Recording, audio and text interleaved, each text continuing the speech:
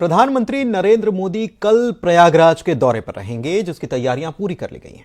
महाकुंभ 2025 का औपचारिक शुभारंभ करने आ रहे प्रधानमंत्री नरेंद्र मोदी कल लगभग 4 घंटे संगम नगरी में बिताएंगे। वो दोपहर में करीब 11:30 बजे बमरौली एयरपोर्ट पहुंचेंगे और फिर शाम को 3:30 बजे बमरौली एयरपोर्ट से दिल्ली के लिए उड़ान भरेंगे। इस बीच प्रधानमंत्री मोदी गंगा पूजन करेंगे, कुंभ की करीब 7,000 करोड़ की परियोजनाओं का उद्घाटन भी करेंगे। इसके साथ ही पीएम मोदी संतों के साथ संवाद और लोगों को भी संबोधित करेंगे। तैयारी देखने के लिए आज खुद सीएम योगी प्रयागराज पहुंचे थे।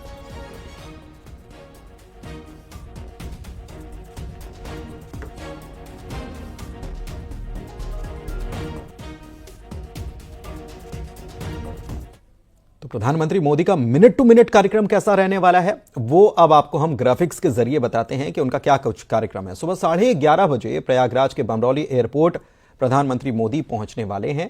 ग्राफिक्स के जरिए बता रहे हैं हम कि उनका क्या कुछ कार्यक्रम रहने वाला है। तो सुबह 11:30 बजे प्रयागराज के बमरौली एयरपोर्ट जाएंगे, हेलीकॉप्टर के जरिए संगम के दूसरी तरफ फिर वो अरैल जाएंगे। अरैल में राज्यपाल और सीएम योगी उनका स्वागत करेंगे और दोपहर 12 बजे निषाद राज क्रूज से वीआईपी घाट में पहुंचेंगे।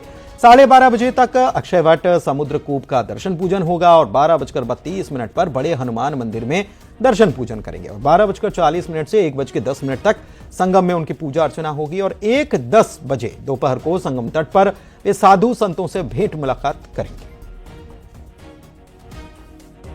2025 का औपचारिक शुभारंभ करने के लिए अब से कुछ घंटों बाद प्रधानमंत्री नरेंद्र मोदी प्रयाग के संगम पे पहुंचेंगे। संगम जहां अब महाकुंभ नगर बस गया है, यहीं पर वो भव्य पंडाल सजाया गया है, जहां पर प्रधानमंत्री नरेंद्र मोदी न केवल संवाद करेंगे बल्कि यहीं से करोड़ों की योजनाओं का तोहफा भी देंगे। आप ये देखिए, तैयारियां अंतिम रूप दी जा रही हैं।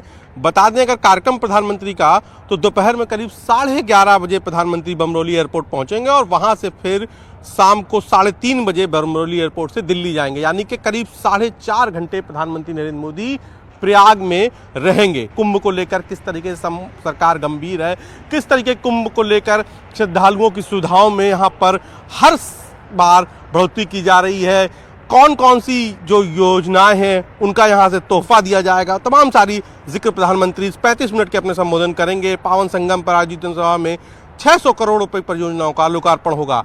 प्रमुख रूप से किला स्थित अक्षय वट और समुद्र कूप कॉरिडोर का यहाँ शुभारंभ होगा। इसके अलावा हनुमान मंदिर कॉरिडोर, श्रृंगेरपुर धाम कॉरिडोर और भरद्वाज आश्रम कॉरिडोर भी इसमें शामिल होगा।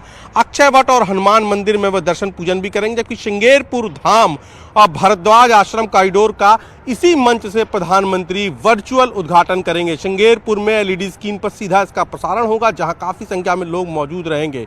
तो श्रृंगेरपुर में निषाद राज और भगवान राम की गले मिलती प्रतिमा का अनावरण होगा। ये 51 फीट की प्रतिमा है जो आपको इस वक्त स्क्रीन पर दिखाई भी दे रही होगी। इसका यहीं से वर्चुअली प्रधानमंत्री उद्घाटन करेंगे। तो तैयारियों को अंतिम रूप दिया जा रहा है और महाकुंभ को दुल्हन की तरह सजाया जा रहा है और इंतजार है अब से कुछ घंटों बाद जब प्रधानमंत्री यहाँ पहुंचेंगे और तमाम सारे कार्यक्रमों में हिस्सा लेते हुए तमाम सारे कार्यक्रमों को यहाँ पर आगे बढ़ाएंगे और करोड़ों की योजनाओं का तोहफा भी देंगे। पंकज सिन्हा के साथ उपेंद्र द्विवेदी, न्यूज़ 18 संगम। महाकुंभ 2025 में राष्ट्रीय स्वयंसेवक संघ का महाअभियान। महाकुंभ को लेकर राष्ट्रीय स्वयंसेवक संघ आजकल विशेष अभियान में जुटा हुआ है। संघ एक थाली एक थैला महाकुंभ मेला न हो मैला का नारा बुलंद कर रहा है। मेरठ प्रांत समेत देश भर में राष्ट्रीय स्वयंसेवक संघ घर घर से थैला और थाली इकट्ठा करेंगे और उसे महाकुंभ भेजेंगे और करोड़ों श्रद्धालुओं को निःशुल्क उपलब्ध कराएंगे, ताकि महाकुंभ से महासंदेश जाए और साफ सफाई के क्षेत्र में मिसाल कायम हो जाए।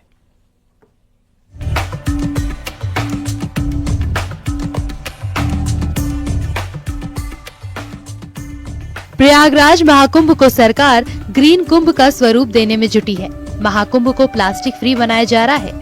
इसी कड़ी में आरएसएस ने भी प्लास्टिक और पॉलिथीन मुक्त महाकुंभ की थीम को साकार करने के लिए एक थैला एक थाली अभियान शुरू किया है, जिसके तहत देश भर से करीब 20 करोड़ थैली और थाली महाकुंभ के लिए प्रयागराज भेजी जाएंगी।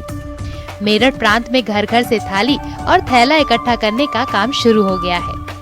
कि हम किस तरह से पर्यावरण को महाकुंभ में स्थापित करें कि जिससे हमारे जो बाहर से देश में आने वाले लोग हैं वो ये देख पाएं कि भाई इतना बड़ी संख्या में यानी 40 से 45 करोड़ संख्या जो जिस जगह ठहरने वाली है, रुकने वाली है, वहाँ साफ और सफाई के लिए और पॉलीथीन मुक्त बनाने के लिए हम लोग क्या क्या कार्य करने वाले हैं, उसकी दिशा में हमने एक छोटा कार्य जो पर्यावरण संरक्षण गतिविधि के माध्यम से लेकर चल रहे हैं, वो है हमारा थैला और थाली। आरएसएस के मुताबिक अभियान को सफल बनाने के लिए कई महीनों से तैयारी की जा रही है। आरएसएस की इस मुहिम से पूरा देश जुड़ रहा है। संदेश यही है कि घर घर कुंभ से जोड़े। और वो भारतवर्ष से जब मुहिम जुड़ जाएगी तो हमारा जो संदेश है कि घर घर में कुंभ, यानी कि जब घर से हम थाली लेंगे और थैला लेंगे और वो थैला थाली हमारा वहां पहुंचेगा और वो जब वहां पहुंचेगा और उसका उपयोग होगा तो हमारे जितने भी घर हैं वो ऑटोमेटिकली मतलब उस मुहिम से जुड़ जाएंगे। इस अभियान के तहत आरएसएस की कोशिश देश के हर घर से थाली और थैला इकट्ठा करने की है, जिससे कुंभ को ग्रीन कुंभ बनाने में बल मिले, साफ सफाई और प्लास्टिक मुक्त कुंभ का लक्ष्य पूरा हो सके।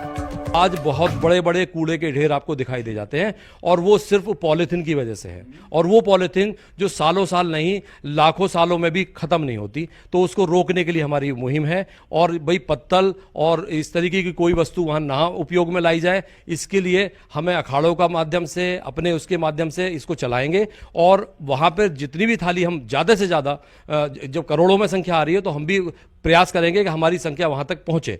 अब वो क्या हो सकती है वो भविष्य बताएगा, लेकिन हमारा प्रयास है कि हम घर घर जाएं, थाली लें और महाकुंभ के लिए इसको समय से पहले पहुंचा दें। 13 जनवरी से 26 फरवरी 2025 तक चलने वाले महाकुंभ में दुनिया के लगभग 75 देश से करीब 40 करोड़ श्रद्धालुओं के पहुंचने का अनुमान है।